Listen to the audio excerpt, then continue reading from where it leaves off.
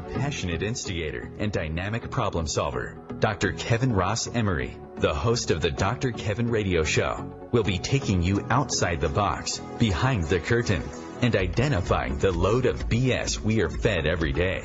And now, Dr. Kevin.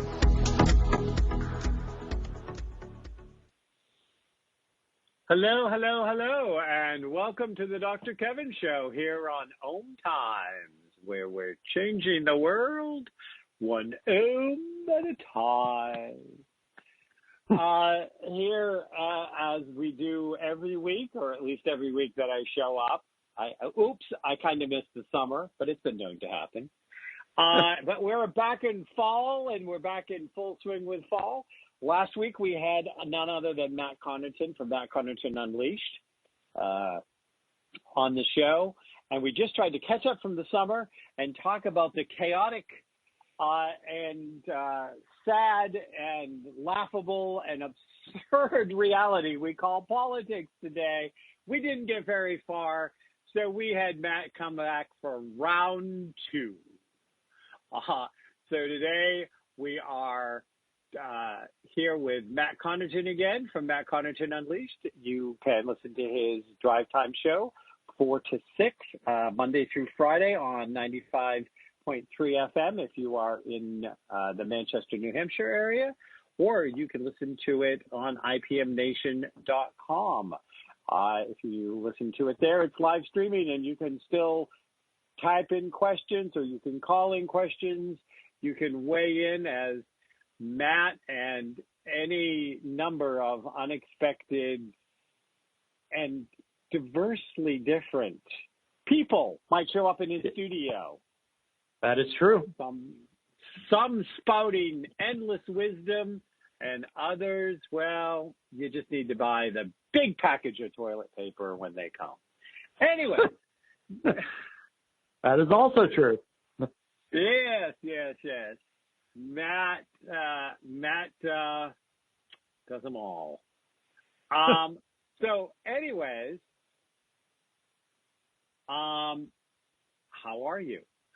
What's going on? I have a couple of things that has run across my reality this week that I want to bring up, but I want to check in and see what have been the hot topics. Also, I'm sorry. Call in. We're a call-in show, 202-570-7057. That's 202-570-7057. Or you can come to facebook.com/MyDrKevin, MYDRKEVIN. When you're there, make sure you like the page, because I'm a likable guy. And my top post right now is about Matt's and my show. So if you have any questions and you don't want to call in, at 202-570-7057. You can go to facebook.com/MyDrKevin and post your question there, and we'll get it on air. So what have been the most interesting, fascinating, or absurd conversations this week on Matt Connarton Unleashed? Give us the highlight. Well, the other day, I very much dedicated my show to the celebration of the ousting of John Bolton and his very frightening mustache, which, it was wonderful to see.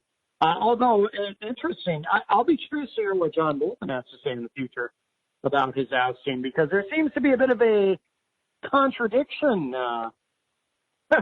Trump claiming he fired Bolton, and Bolton saying he offered his resignation the night before, and Trump said, no, we'll talk about it tomorrow, and I'll be curious to hear what John Bolton has to say in the future. But very exciting to see John Bolton gone. So that's kind of dominated the discussion this week. I played a couple of songs. What did I play? Oh, I played, my favorite band is Kiss. I'll use any excuse I can find to play a Kiss song. So one of the songs I played in honor of John Bolton was called Dance All Over Your Face. It's from the Lick It Up album. But, I had a lot of fun with that the other day. It's good to see. Do you know my theory about John Bolton, Dr. Kevin? Have I ever shared that with you? No, please. Theorize. Well, I have a theory. Well, I have a theory, and my listeners know this from my show, that John Bolton himself is probably not a bad guy. And I like to think that he's probably this, just kind of this granola eating hippie dude. And then one day, many decades ago, he was walking through the woods, and a creature that looks like a mustache, that's actually a parasite, saw him and leapt at him from a tree and affixed itself to John Bolton's face, and that it's actually the mustache that controls the deeds and words of John Bolton and makes him the warmonger that we all perceive him to be. And I believe the mustache has a name, and the name is Steve. And the reason I think that is because there was a story very early in Bolton's tenure in the Trump administration that Trump kept calling him Steve instead of John. Couldn't get his name right. For some reason, he kept calling him Steve. So what I think is Trump, because he is such a stable genius, I think he figured out what was really going on, and that the name of the mustache is Steve, and that's why he kept calling him that. Oh, so that's my theory. Hey. I think it sounds perfectly plausible, but you sound skeptical, but that's all right. Well, all I could think of was those people that say it was Adam and Eve and not Adam and Steve. I don't know. The whole time you were talking, that's all I could think about.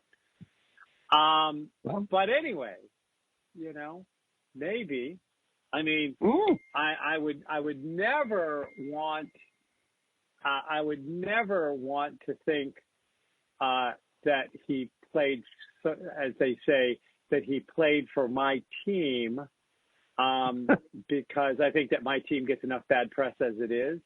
All right. Yeah. So, anyways, very interesting thought process. Thank you. It's kind of a running bit on my show. It's a running. It is, and one of these days it's going to run right out the door. The door is going to close behind it, and it will never be missed. No. Well, maybe. So, John Bolton is not a man that has been known to hold his opinions to himself. He is very outspoken, and he is not. I would not see him as somebody that is easily intimidated. So we will see as he joins McMaster and a whole list of other luminaries and not quite so bright stars as they do their how difficult it was to work in the Trump White House memoirs or speak outs or interviews. He'll pop up somewhere and talk about the crazy man in the White House, I'm sure. Of course, well, but maybe not, because hardly anyone else does. If you think about it, like a couple of them do, like Scaramucci or Omarosa, but for the most part, they keep their mouths shut. Like Mattis wrote that book, but he never even really directly addresses Trump. It's like they don't, we got an election coming, and they're all a bit too quiet, I think. So what do you think, talking about the election coming, what do you think about this whole thing going on with states refusing to hold any kind of space for people challenging Trump? So, I'm glad you asked me about that. I've been wanting to talk about that on my own show, in fact, and I haven't even gotten to it yet there because, there's always so much going on at once. But so I can address it here. Honestly, I have mixed feelings about it. The pragmatist in me says, well, what's it matter? Obviously, Trump is going to be the nominee. So to have a Republican primary, I mean, you don't beat an incumbent president in a primary anyway, although Pat Buchanan came perilously close to beating George H.W. Bush in the New Hampshire primary in 92. But of course, H.W. was still the nominee for re-election. So the pragmatist in me says, well, yeah, if they don't want to hold the primary, it'll save a lot of time and effort and taxpayer money to be paid for it. And you know, what people tend to forget is, you know, that the parties are technically, they are private organizations. So really, it's they can select their nominee however they want to. I mean, in theory, they would have the right to cancel all the primaries and just do the convention and whatnot, if they even want to bother with that. So that's what the pragmatist in me says. On the other hand, the person in me who actually cares tremendously about democracy says the opposite and says, well, no, you have to give people the opportunity to challenge the president in the primary, and to not do so, to refuse to do that, is simply undemocratic, and that's not right. So I genuinely am conflicted. Like I said, the pragmatist in me says, well, we all know Trump's going to be the nominee, so why go through this exercise, this dog and pony show? But the Democrat, a small d Democrat in this case, says, no, you still have to do this. You still have to go through the process and give challengers a chance. And, you know, gun to my head, the Democrat in me wins, and, you know, because I do care about democracy and I do care about having the process, and I do think it's important. But to me, it's something upon which reasonable people can disagree, because I can see where, you know, those in charge of the process would say, you know, why bother with all of this? You know, let's just skip it. So those are my feelings.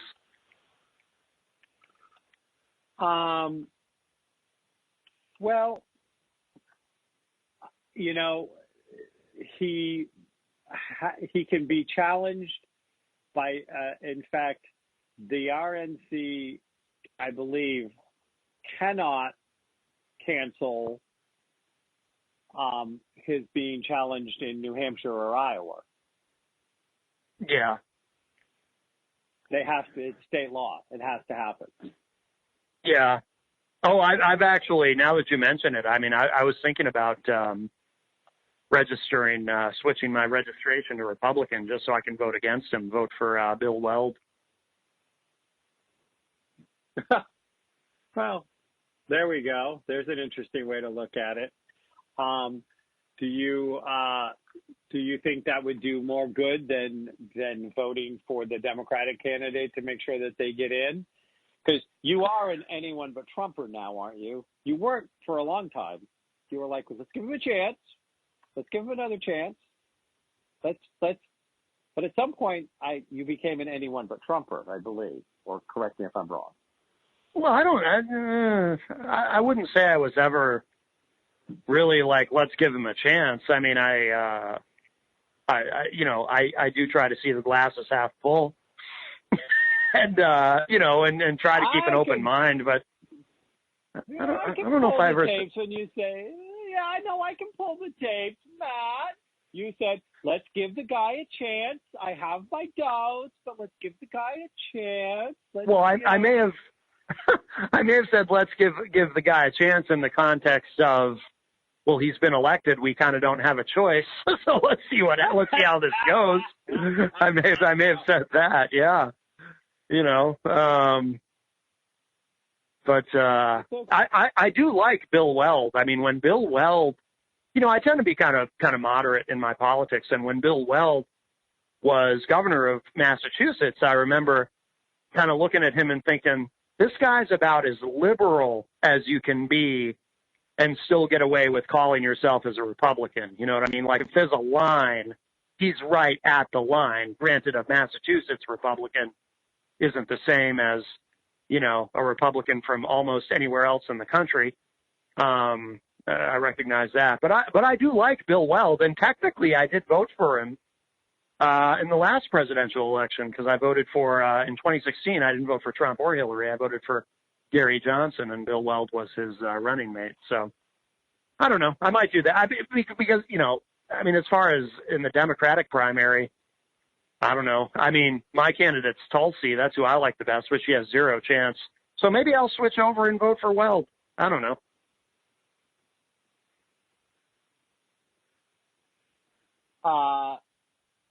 Okay. Well, it's interesting because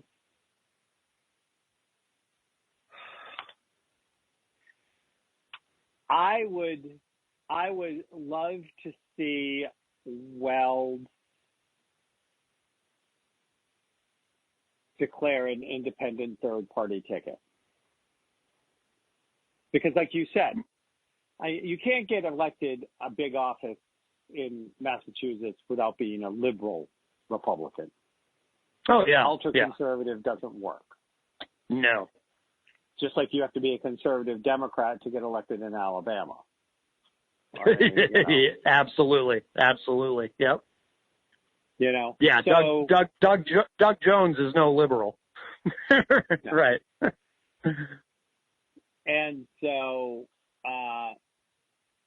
it is. So it would be very interesting to see a third-party challenger that moderate Republicans who can't stand Trump, and that's an ever-growing number, that might not want to vote for whoever is on the Democratic ticket, whoever that may be, Mayor Pete. Yeah. I'm going to a Mayor Pete watch party tonight to watch the debate. Oh, no kidding. Oh, that's cool. Yep.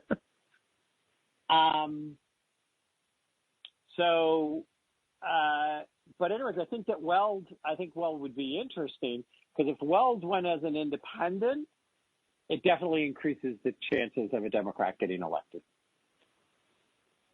Yeah, I would agree. He's not going to take Democratic votes. And so I don't think the Republican Party should tick him off too much because he might just go independent.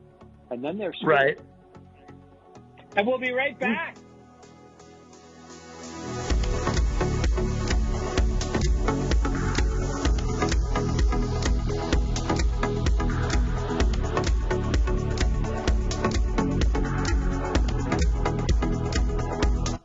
Conscious media for conscious minds.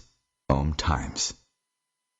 Have you ever wondered how to change your love paradigm? The secret key is finding a love partnership, not just a regular connection. How do you find these?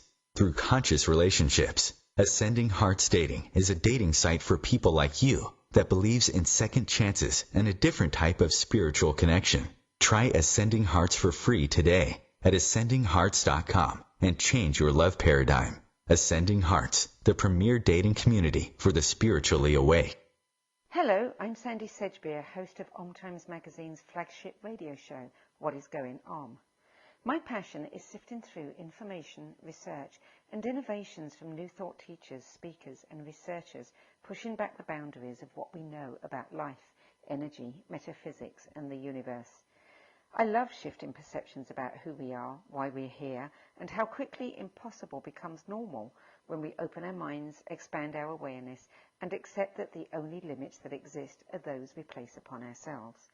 So if you're the kind of forward-thinking, eager investigator of what lies beyond the current reality that most perceive, why not make a date to come play with me in the field of possibilities at 4 p.m. Pacific Time, 7 p.m. Eastern Time every Thursday, and together we can discover what's really going on. Imagine being fired because of who you love. Imagine being denied medical treatment because of who you marry. Imagine being evicted because of who you are. Millions of Americans don't have to imagine this. They have to live it. Because in 31 states, it's legal to discriminate against LGBT people. Get the facts at beyondido.org. Brought to you by the Gill Foundation and the Ad Council.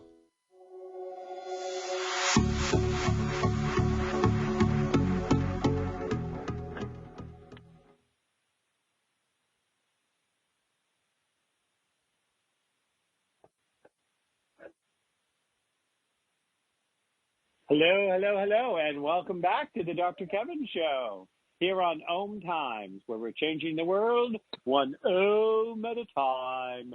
And here on the Dr. Kevin Show, I'm calling this episode "The Beat Goes On," as Matt Connarton and I pick up where we left off last week to talk about the things going on in the world of the crazy and absurd world of politics. Even George Orwell couldn't have written a book to predict what's going on right now in our current political climate. What do you think, Matt? You think old George Orwell could have predicted what we're stuck with right now? Oh, I don't know. I mean, there's always been, I had always kind of wondered, even growing up, because I got interested in politics at an unhealthily young age. I'd always kind of wondered what would happen if a celebrity, someone who had never held political office, but just a mainstream celebrity, what would happen if they ran for president? Would they win? And I guess we found out. Yeah. Well, and, I'm not going to say that, I'm not going to question that Trump is a celebrity, but I don't think it's also your perhaps typical celebrity. Right. I think, he's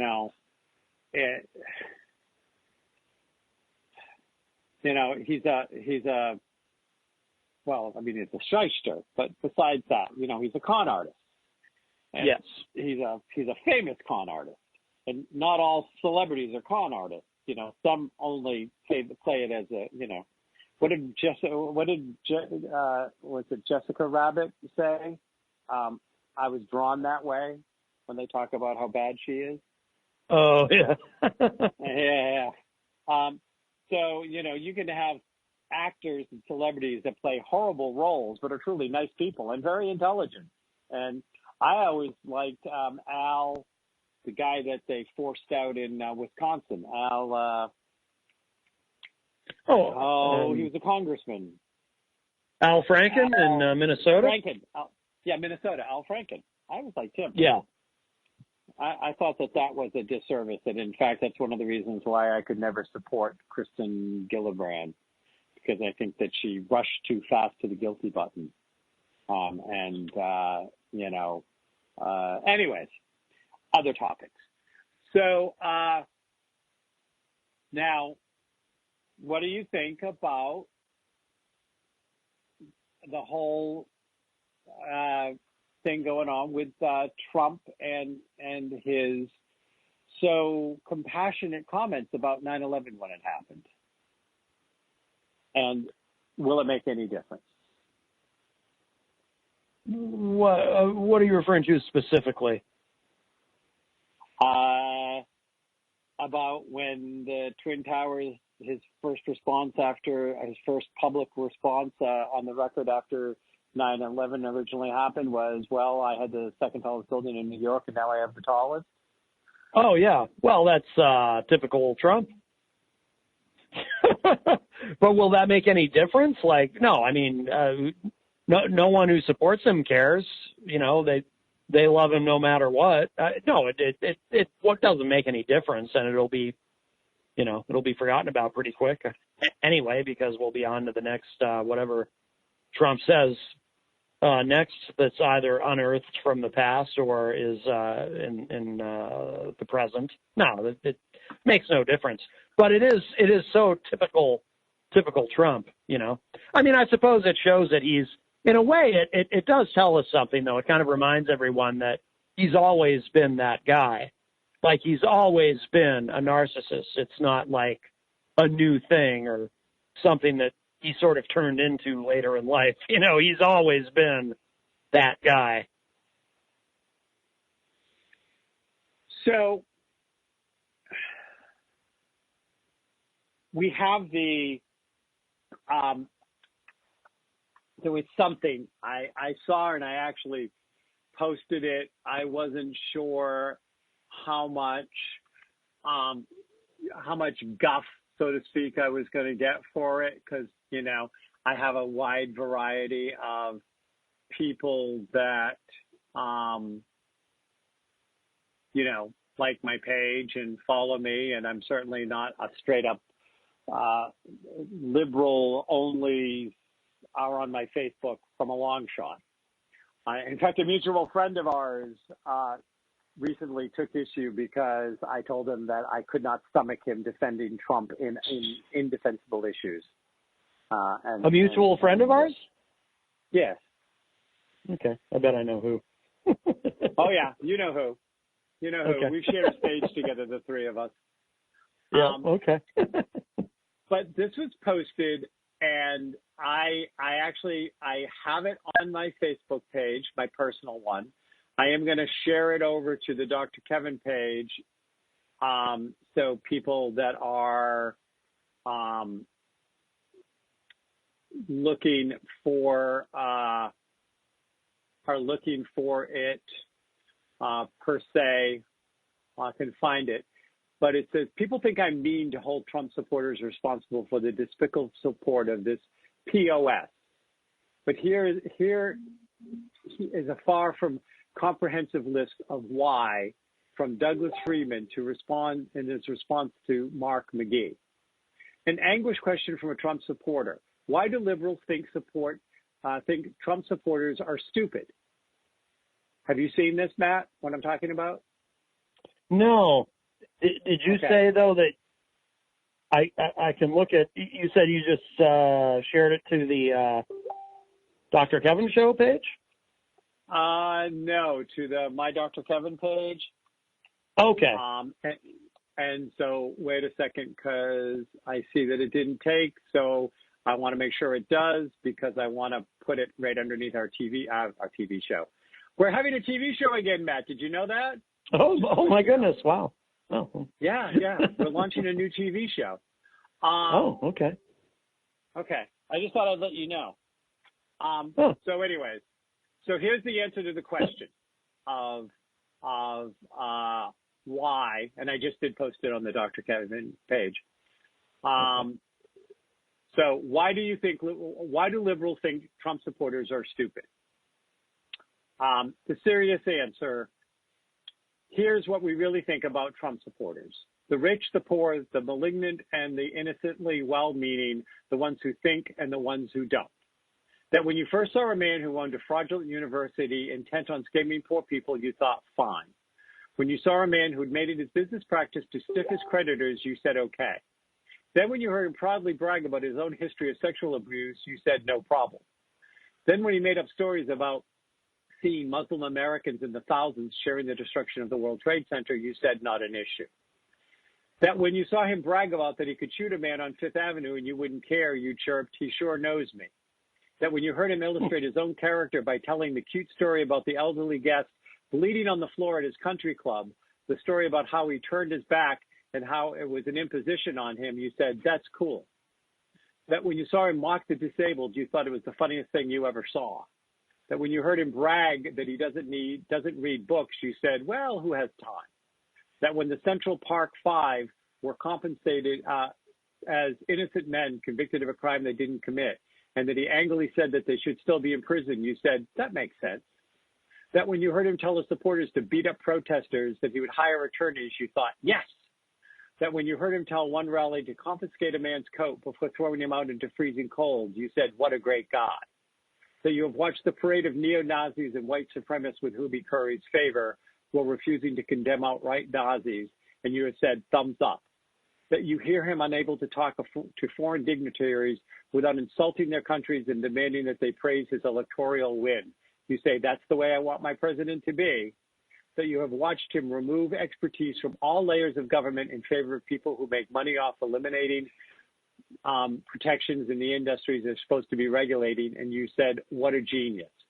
That you've heard him continue to profit from his businesses in part by leveraging his position as president to the point of overcharging the Secret Service for space in the properties he owns. You said, that's smart. That you have heard him say that it was difficult to help Puerto Rico because it was in the middle of the water, and you have said, that makes sense. That you've seen him start fights with every country from Canada to New Zealand while praising Russia and, quote, falling in love with the dictator of North Korea, and you said that's statesmanship. That Trump separated children from their families and put them in cages, managed to lose track of 1,500 kids, has opened a tent-city incarceration camp in the desert in Texas. He explains that they're just animals, and you say, well, okay then.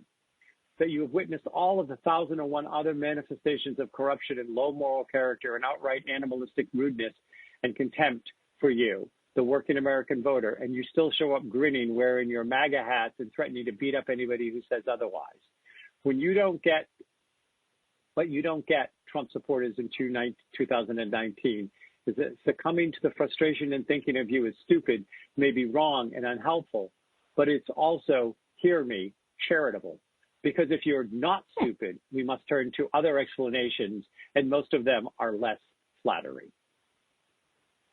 What do you think? Wow, that's good. Yep, it was Doug Freeman's in response to Mark McGee, who was the one that asked, "Why do you think liberals, Trump supporters, are stupid?" And, you know, I read it and I've posted it and I've shared it and I wanted to read it on air because tell me any of those things are, what's the term? Fake news? Right. They do try to, there are some things though where they will tell you, like, one that stands out to me is his mocking of a disabled reporter. I've noticed in my interactions with MAGA people, they will deny that happened by simply saying, "Oh, that's how he makes fun of everybody," which of course is not true.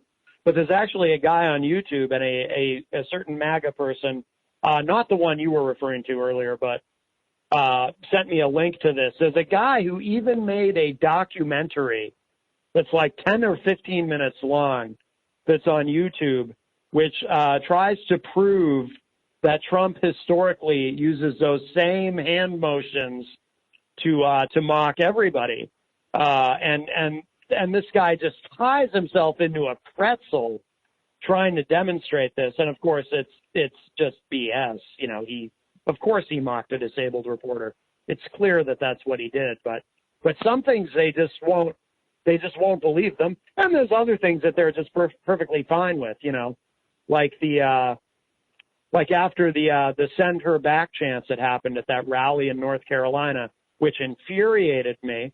You know, I talked to my Republican friends, and it's like some of them, it's like they just don't get it. They literally don't get what's racist about it. It's like the way their brains are wired, it isn't even that they think it's okay to be racist.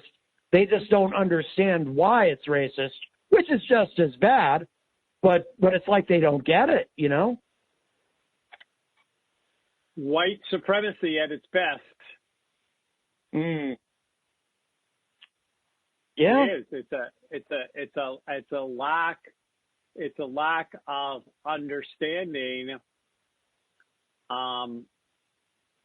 It's a lack of understanding that how people not of privilege experience the country. I read a very interesting thing, and I'm not sure if you saw it or not, but I read a very interesting thing about the problems that Elizabeth Warren had with Obama. Yeah. And the problems with his administration, and that's why she ran for Senate, and that she made statements that the reason why the stuff that the people, I think she said Steve Szymanski, and there was some other name, that the reason why it didn't take hold and have the benefits it could have had was because it was a top-down approach. It wasn't the approach from the person that is struggling with two jobs to try to buy food and pay rent and then has to struggle with a student loan and has to choose which one. You know, some of these, what is it, 99% of the people that were supposedly eligible for loan payment to go away, for their loans to go away. 99% loan forgiveness. 99% were refused. Wow. 99% were refused. because they made the requirements so ridiculous that they could throw it out on the littlest thing. Yeah. You know? Yeah. And so, you know, they set these things up to say they're going to help, and we're going to do this for you, and then they make it impossible for you to use it. Right. You know, yeah. But they keep the bragging right. Well, we set up a forgiveness program. You know, you have to be the love child of Mother Teresa and Jesus to qualify right. with it. You know, right, and we right. need, and we need DNA proof, but we have one.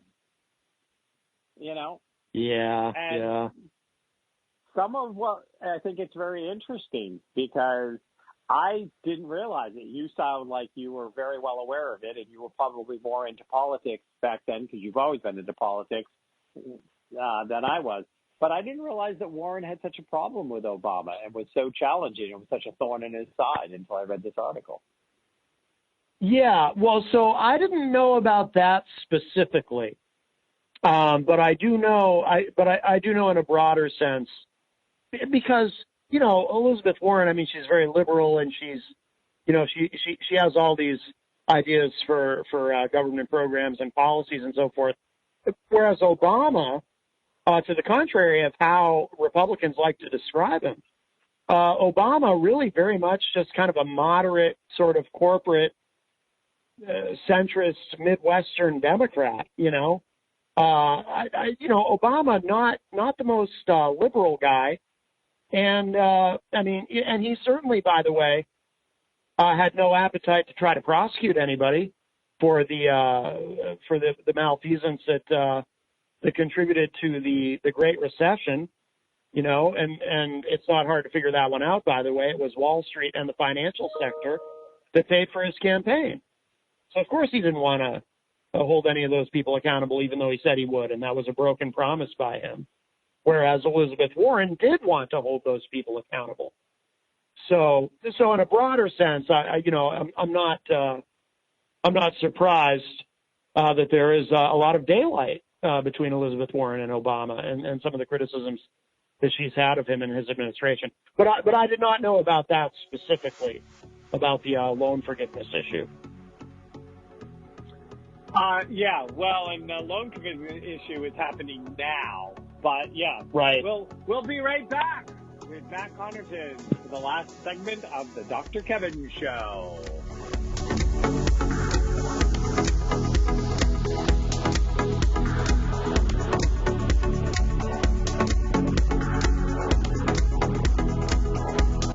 The Real Conscious Connection.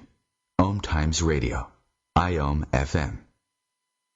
The number one reason girls drop out of school in sub-Saharan Africa is lack of access to feminine hygiene products. The Pads for Schoolgirls Project, an outreach of Humanity Healing International, is changing this paradigm by setting up sewing programs at schools, teaching girls a vocational skill, while producing the reusable pads that help keep them attending classes. The girls pay it forward by making and giving pad kits to other girls in need. To learn more, visit humanityhealing.org. Humanity Healing is where your heart is. More than 24 million Americans have an autoimmune disorder, and that number continues to grow. I'm Sharon Saylor, and I'm one of those 24 million. To put that number in perspective, cancer affects about 9 million and heart disease up to 22 million. That's why I've brought together top experts and those thriving regardless of their diagnosis to bring you the latest, most up-to-date information. Join me, Sharon Saylor, Friday night, 7 p.m. Eastern, for the Autoimmune Hour on Life Interrupted Radio to find out how to live your life uninterrupted. 911, what is your emergency? My kid shot himself. All right, where's the wounds? 911, what's your emergency? Please help, my son shot his brother. 911, what is your emergency? 911, please state your emergency. Every day, 8 kids and teens are unintentionally killed or injured by loaded and unlocked guns. It wasn't locked. Learn how to make your home safer at endfamilyfire.org. Brought to you by the Ad Council and End Family Fire.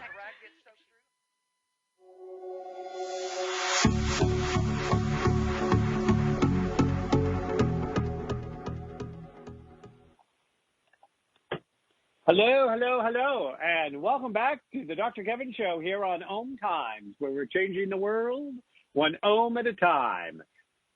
And this week we are doing a show called "And the Beat Goes On," and the beat goes on between Matt Connarton from Matt Connarton Unleashed and myself, as we continue to talk about the absurdity of politics and the current state of things.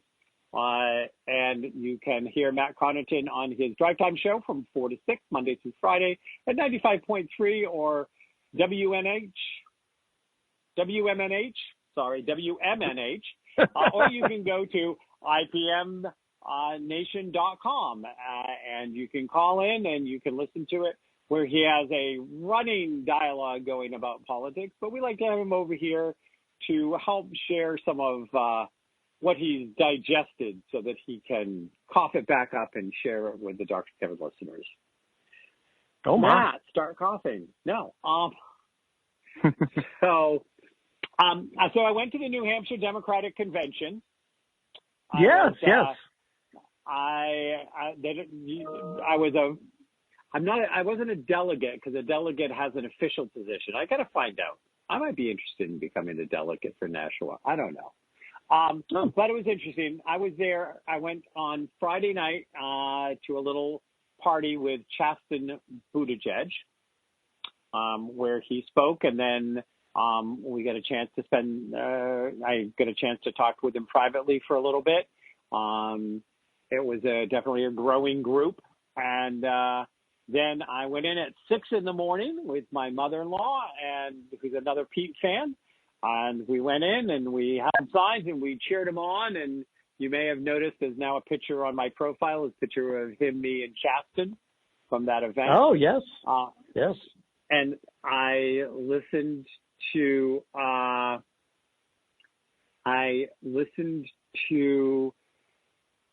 the candidates that showed up. I think there was a couple that didn't show up. They kept them to 20 minutes each, and they interspersed them with state candidates.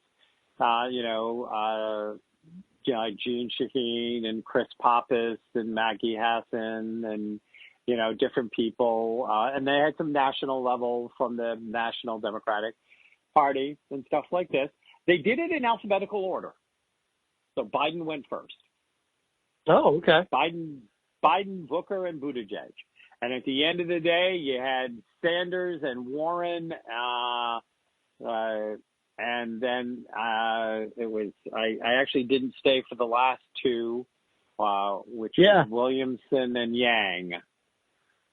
From what I hear, nobody did. from what someone told me, that there was a mass exodus after Elizabeth Warren. Yep. She was. I will say that she absolutely had the longest ovations. There was the most energy. She definitely more than Sanders, more than Biden. And she really rocked the house down. But I will say that after Mayor, because I was in the Mayor Pete section, a delegate from up front, a couple of speakers later, wandered back and said, "I have to tell you, you were the loudest, most consistent section of anybody so far." But that was before Warren spoke. That we were loud and we were heard, and they could hear. She said, "I was all the way up front and I could hear you guys." I don't know if you saw it. I posted it on my timeline. It was a great talk. It was probably the best one I've seen him do. Wow. And he jumped up. What I saw today was after that, he jumped up something like 10 points in the polls in New Hampshire. Okay. Wow. Yeah. And Biden is dropping, and Warren is rising, and Sanders is dropping, but Warren and Buttigieg both went up. And it looks like Biden and Sanders both took a hit from where they were before the New Hampshire Democratic Convention, and everybody else kind of fell underneath them, which is what's happening. And I think unless Kamala Harris comes out today and, finds a way to gained popularity through attacking Joe Biden again, that, you know, she slid down the scale a little bit too.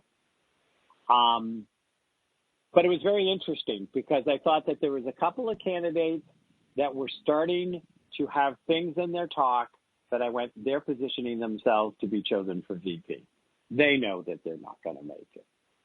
Oh, sure. And you could just tell a little bit by the talk.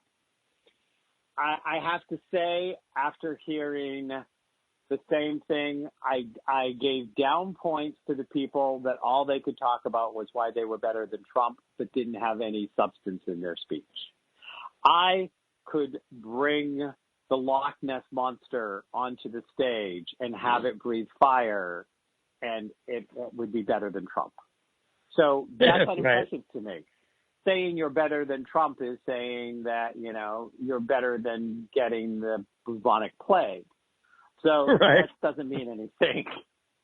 Right. But the ones that kind of spelled out what they were going to do or how they were going to do it or when they were going to do it or this was their stand and this, you know, I did find it interesting. When I heard Cory Booker speak, of course, he had to work in at least one Martin Luther King comment, and he had to work in one Maya Angelou comment, and I went, okay. That's it. Yeah. That's all I'm saying. Okay. Yeah. He's very earnest. Yeah. So anyways, but it was an interesting experience. I actually enjoyed myself. I went to the picnic afterwards. I taped Mayor Pete speaking afterwards. And I posted that on my timeline as well. So if you haven't watched either one of those, feel free. I know you're a Tulsi fan and you're thinking of going for Weld, which in some ways would be beneficial.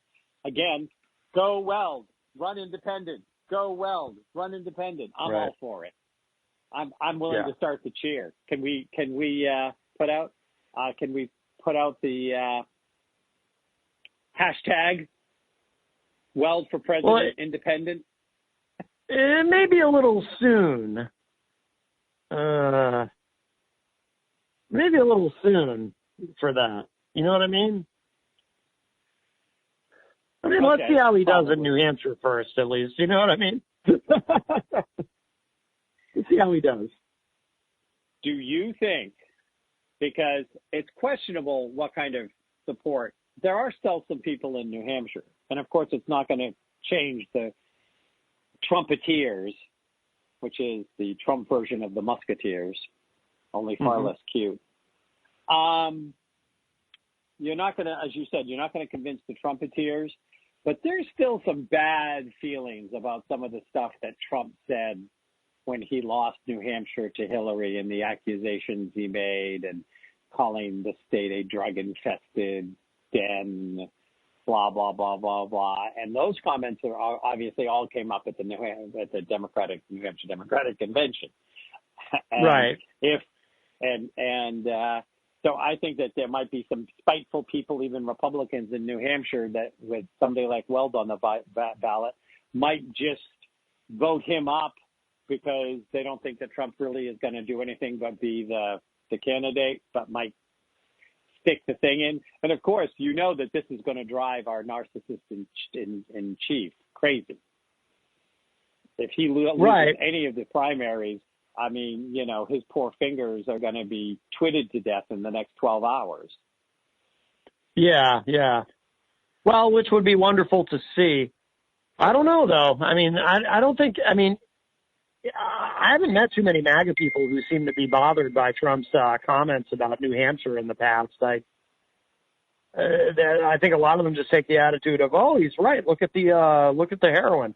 I don't know. I mean, I'd love to see Weld take a bite out of him in the primary, but I just don't know. I mean, I'll tell you what, when Trump came here to speak, I mean, there were people, we were talking about this on my show earlier, you know, there were people outside, thousands of them, who couldn't even get in because there was such a big crowd. So, I don't know. There's a lot of enthusiasm here. Yeah. Yeah, it was really interesting. I mean, because go ahead. Oh, I was just going to say, I mean, it's very, very hard to turn anybody against Trump. I had shared out an article the other day about these farmers in the Midwest who, they're being decimated by Trump's trade war. But who do they blame? They don't blame Trump. They figure out a way to blame Washington. They blame Congress. They blame biofuel. They're sticking by Trump, even though Trump is destroying their lives.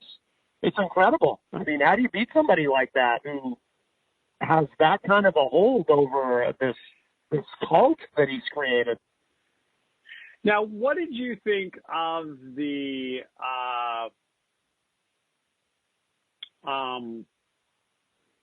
Samantha Bee? Have you seen the Samantha Bee full frontal on the documented Trump employees detail alleged abuses for working for his properties? No, I haven't seen. I mean, I've seen that show, but I haven't seen that segment specifically. No. It may be a brand new one, to tell you the truth. I'm getting the impression that it may have just come out. Okay. But I read a few things that were on it that was definitely interesting. About, they're showing up with payroll stubs from the Trump organization. They're having physical evidence that they went out of their way to hire undocumented immigrants, and it wasn't until he started running for president that changed, and that he actually gave them money to go get forged immigration papers. Oh, really? Yeah. Ooh. That's interesting. Wow.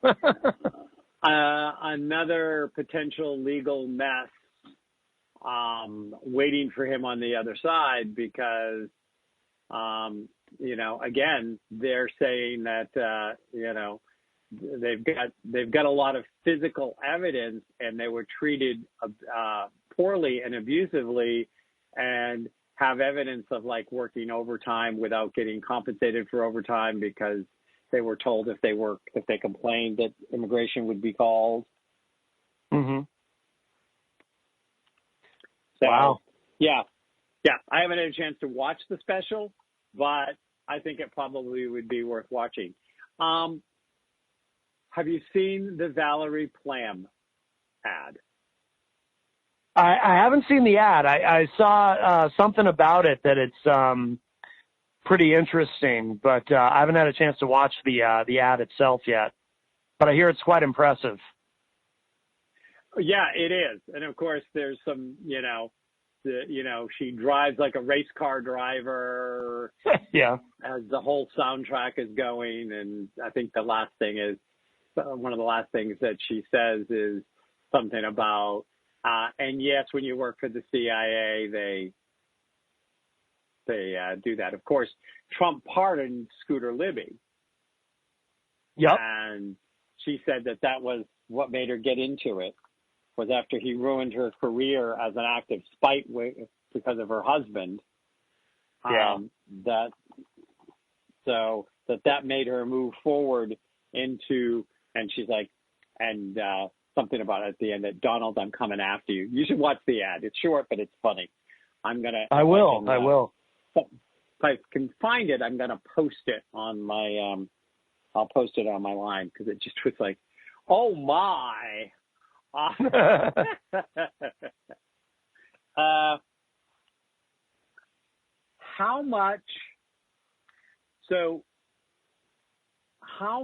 What do you think? And I'd like to ask you this on a semi-regular basis. I asked you a couple of months ago, but I didn't ask you last time, and I didn't ask you last week. What do you think it will take for a Democrat to win in 2020? Oh boy. I don't know. It's got to be somebody who's tough, who can really kind of stand up to Trump in the debates. I don't think it's Biden. I think it would be a mistake to nominate Biden. I'm not sure. It's very, very tough because I keep going back to, I don't think you can. I hate to say it, but my prediction has been and continues to be, I think he will lose the popular vote, probably by an even larger margin this time. But I think he'll carry all the same states, because there's nothing he can do that upsets his base. You know, like I always go back to the thing with the farmers. He's single-handedly ruining the agriculture sector in this country. And polling data shows they still overwhelmingly support him.